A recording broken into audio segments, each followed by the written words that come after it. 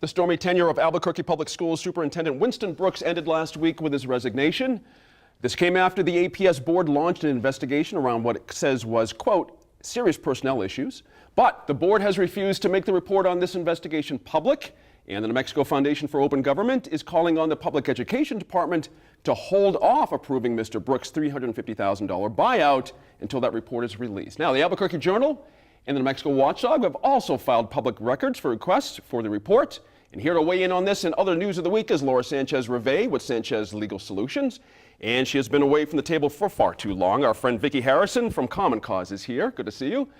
Also back at the table is regular Dan Foley, former House Minority Whip, and another long absent panelist is here, Mylan Simonich from the Santa Fe New Mexican. Now, Vicki, APS maintains it's a matter of attorney-client privilege because it was a legal proceeding. However, FOG has another idea altogether. You are on the board of FOG, I should mention as well, and your group has been very strong about wanting this information released. Why is it important from any point of view that the public have this information? Why is it not just a personnel issue that's handled with a buyout and then we're just done with it? What's the other reasons for having this out there in the public? Because the public wants to know what's going on, Gene. You know, we did an investigation. He's gotten a huge buyout. We have behind closed doors meetings. We don't even get a redacted report. And whether I'm speaking from Common Cause or as a member of the FOG board, we absolutely have to have that information.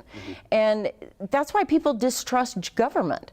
They think that people are trying to put something over on them. And until we are transparent and open and have real accountability, you know, people scoff at $350,000. I can guarantee the average citizen in New Mexico is not scoffing at $350,000. That's a good point. Mylan, good to see you again, by the way. That's a big old buyout, $350. Not unprecedented in our town, but still, in real terms, that's a lot of money. And also, it seemed to me that the Brooks team negotiated themselves a pretty good deal here, meaning no one can talk about it. There's money coming Mr. Brooks' way if someone, in fact, does talk about it. There's a lot of good stuff for Mr. Brooks. I'm wondering what the APS board got out of this beyond just a troublesome superintendent gone. It's getting a bad reputation out of it. School board members should be concerned about good government, not about politics. It's nonpartisan. They're supposed to be serving. They're supposed to be conscious of kids and taxpayers. In this case, they're conscious of neither. It's a very bad showing. And obviously, if they get sued, we'll see how long it stands that you can use the public's money to investigate your superintendent and then try to hush it all up. That's an interesting last point there you just made. That it was the public's money at work here, wasn't it? Of course it was. Very interesting. Absolutely. Mylan mentions potential suits coming. FOG may, who knows, some group may throw something down on the table and say, look, we need to see about this.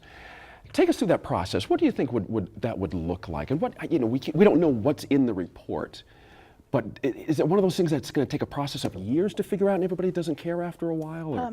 Well, I mean, I think it could. I think that is definitely a real issue. You know, I probably have the minority opinion at this table, and I'm going to basically say that I do think that there are reasons sometimes when a board needs to keep information that's, you know, has to do with the personnel situation confidential.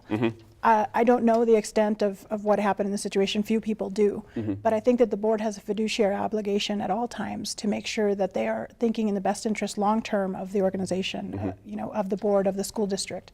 And I think that they may not have calculated the potential FOG lawsuits that were coming in and the cost there. But they probably, I would think, did calculate the potential lawsuits that they could get, that they would have to fight in a situation where they released information that could, you know, put Mr. Brooks or his wife or whatever, you know, in harm's way or have them, you know, look bad. And that probably was a very real potential litigation at that point, and the, you know, $350,000 is certainly nothing to sneeze at. But the potential litigation of fighting something like that could be multiple years in length probably is a lot more than $350,000. So I could see them possibly looking at trying to just make sure that they're getting out of that situation, working towards, you know, getting beyond the superintendent's term and trying to put the children's best interests, you know, in mind, rather than to continue to fight this situation. Right, exactly. It's interesting you mentioned that because Dan Foley, it seems like everybody wanted a clean break here. No tendrils of any kind. However, there is one that's interesting to me, and that the taxpayer. is going to supply Mr. Brooks funding to fight potential lawsuits that are still coming down the pike. And that's the one I think, when I hear people talk about this, they have the most trouble with. Why are we still paying for the man's defense if, in fact, we've had a clean break here? What's your Well, thought because on I think there's some, the potential could be, just from a risk services side, Sure. it could be that there's stuff in the hopper that they already know about that came about as his tenure as a superintendent. Right. Now that he's no longer the superintendent, you're not going to make him foot the bills. So, if he was doing the right things, acting in the best interest of the school district, then they have a fiduciary responsibility to continue to protect him after he's gone. I think that they are looking at the best interest of the school district. I'm not happy that they're not releasing all the information, but we do have that exception for personnel matters, and I think that they've reached a conclusion. Now, everybody's forgetting that he's really been a lame duck superintendent. They've made it perfectly clear they're not renewing his contract. He has 3 years left, over $600,000 they were going to have to pay him.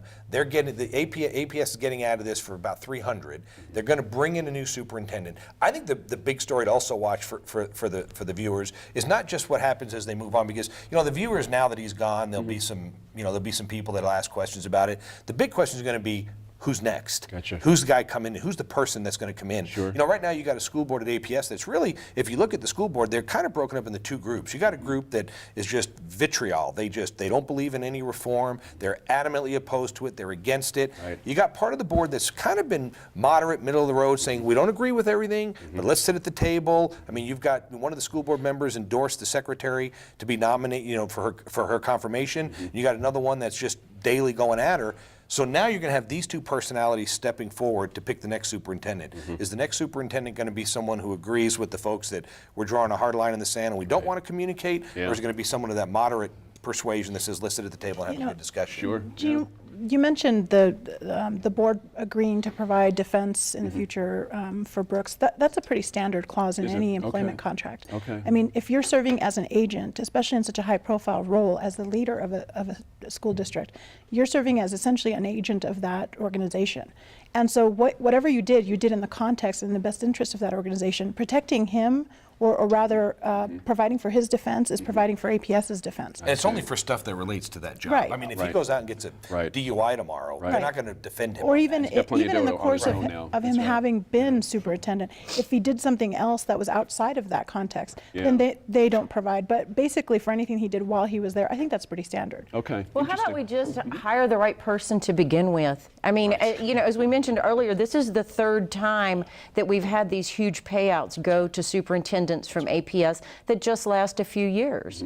And Brad Allison I mean, was 3 years. Yeah, I mean, and we have all this discussion about teachers all the time. I mean, teachers, and yet we have this going on with a much higher salary that's switching out. Where is the focus on that?